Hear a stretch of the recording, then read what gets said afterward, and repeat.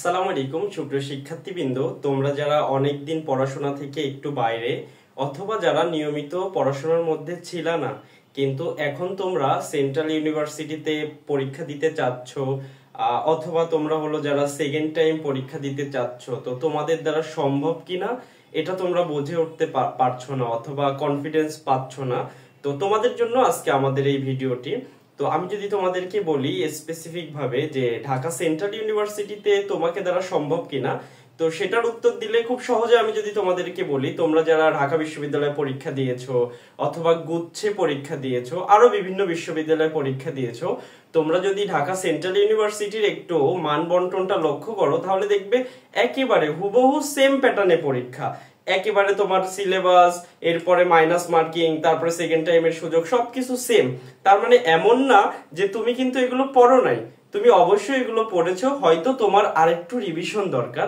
এখন তোমার দ্বারা কিভাবে সম্ভব আমি যদি সেটা বলি, তোমরা যদি এই কয়দিন মানে আজকে হলো আমি যখন ভিডিওটা করছি তখন 1 তারিখ, তো তুমি যদি কালকে থেকেও শুরু করো তো 22 অথবা 23 তারিখে পরীক্ষা। তোমরা যারা মানবিকে আসো তোমাদের হলো 22 তারিখে পরীক্ষা, আর হলো যারা সায়েন্সের আসো তোমাদের হলো 23 তারিখে পরীক্ষা। তো আমি যদি ধরি তোমাদের মানে অলমোস্ট 20 দিনের মতো সময় বাকি, তো এই সময়ে যদি তুমি একটা সঠিক বা প্রপার রুটিন যদি ফলো করো এবং তোমার কাছে যদি একটা সঠিক গাইডলাইন থাকে, তাহলে অবশ্যই অবশ্যই তোমাকে দ্বারা ঢাকা সেন্ট্রাল ইউনিভার্সিটিতে একটা ভালো সিট নিয়ে আসা সম্ভব। আর যারা সেকেন্ড টাইম দিতে চাচ্ছ তোমাদের জন্য বলবো তোমরা অবশ্যই ঢাকা সেন্ট্রাল ইউনিভার্সিটি পরীক্ষাটা দিবা। কারণ কি দেখো 25 ব্যাচ কিন্তু অলরেডি পরীক্ষা প্রায় শেষ করে ফেলবে, আর 3টা পরীক্ষা বাকি রয়েছে ওদের, তো এরপরে কিন্তু ওরা চলে আসবে। তো তুমি যদি এই টাইমে ঢাকা সেন্ট্রাল ইউনিভার্সিটিতে পরীক্ষা দেওয়ার দ্বারা যদি তোমার স্পিডটাকে তুমি ফিরিয়ে আনতে পারো বা আবার একবার তোমার রিভিশন হয়ে যায়, তাহলে কিন্তু তুমি কিছুটা এগিয়ে থাকবে। তোমার 7 কলেজে পড়ার দরকার নেই, বা এখন যেটা বললাম যে ঢাকা সেন্ট্রাল ইউনিভার্সিটিতে তোমার পড়ার দরকার নেই, কিন্তু তুমি পরীক্ষা কেন দিবা? একবার রিভিশনের জন্য এবং তোমার পড়াটাকে স্পিডটাকে বাড়ানোর জন্য এবং পড়াটাকে আরেকটু গুছিয়ে নিয়ে আসার জন্য। তাহলে তুমি সেকেন্ড টাইমের ক্ষেত্রে সুযোগ পাবা, মানে বেশি এগিয়ে থাকবা। তোমাদের যাদের এখন লাস্ট সুযোগ, তোমরা অবশ্যই এই কয়দিন যদি পড়ো অবশ্যই অবশ্যই সম্ভব।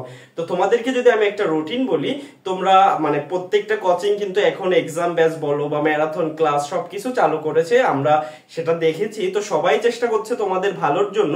তবে আমার যেটা মনে হয়েছে সবাই paper final, subject final, model test এভাবেই সীমাবদ্ধ রেখেছে। হয়তো সেটা তারা ভালো চিন্তা করেই রেখেছে, তবে আমরা একটু ভিন্নভাবে তোমাদের জন্য চিন্তা করেছি। আমরা চেয়েছি যে তোমরা যেহেতু একটু রেগুলার পড়াশোনার মধ্যে ছিল না বা অনেকেই আছে কিছুদিন পড়াশোনা করো নাই, তো আবারও যদি অধ্যায় ভিত্তিক একটু পড়াশোনা দিয়ে শুরু করতাম আমরা প্রথম 5-7 দিন বা 10 দিন, তাহলে দেখা যেত যে স্পিডটা আস্তে আস্তে তুমি বাড়াতে বা মানানসই হতো জিনিসটা।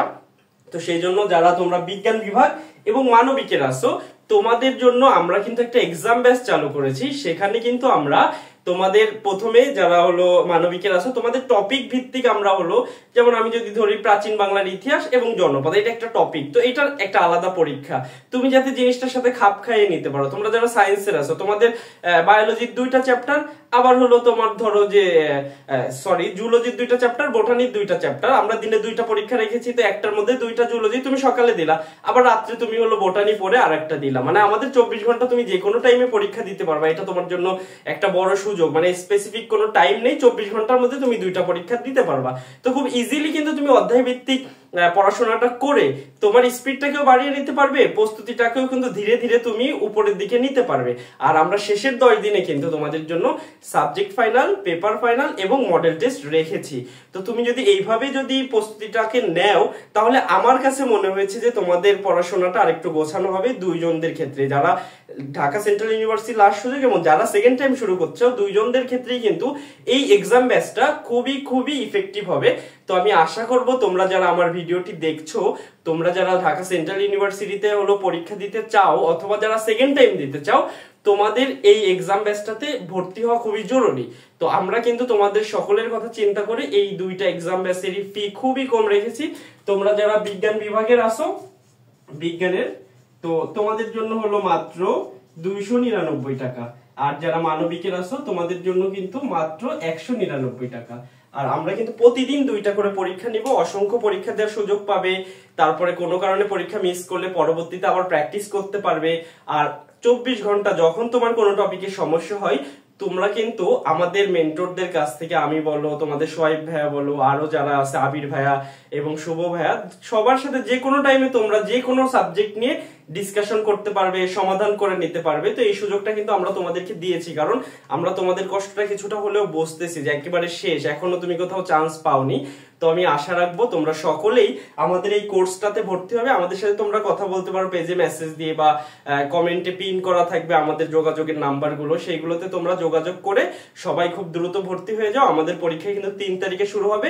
রুটিন আমি হলো তোমাদের যারা ফেসবুক থেকে দেখবে তাদের কমেন্টে দেওয়া থাকবে, আর যারা ইউটিউব থেকে দেখবে আমি চেষ্টা করব যে ফেসবুকের পোস্টের লিঙ্কটা কমেন্ট করে তোমাদেরকে দিয়ে দিব, যাতে তোমরা সহজে দেখে নিতে পারো, বা আমাদের ইনবক্স করলে আমরা তোমাদের রুটিনটা দেব। খুব সুন্দর মতো আমরা রুটিনটা সাজিয়েছি। আমি আশা করব তোমরা সকলেই আমাদের কোর্সটিতে ভর্তি হবে এবং আমাদের গাইডলাইন এবং তোমাদের চেষ্টার মাধ্যমে তুমি একটা ভালো সিট নিজের করে নিতে পারবে। তো আজকে এই পর্যন্ত, আবারও দেখা হবে তোমাদের সাথে নতুন কোনো ভিডিওতে। সেই পর্যন্ত সবাই সুস্থ থাকো, ভালো থাকো। আসসালামু আলাইকুম ওয়া রাহমাতুল্লাহ।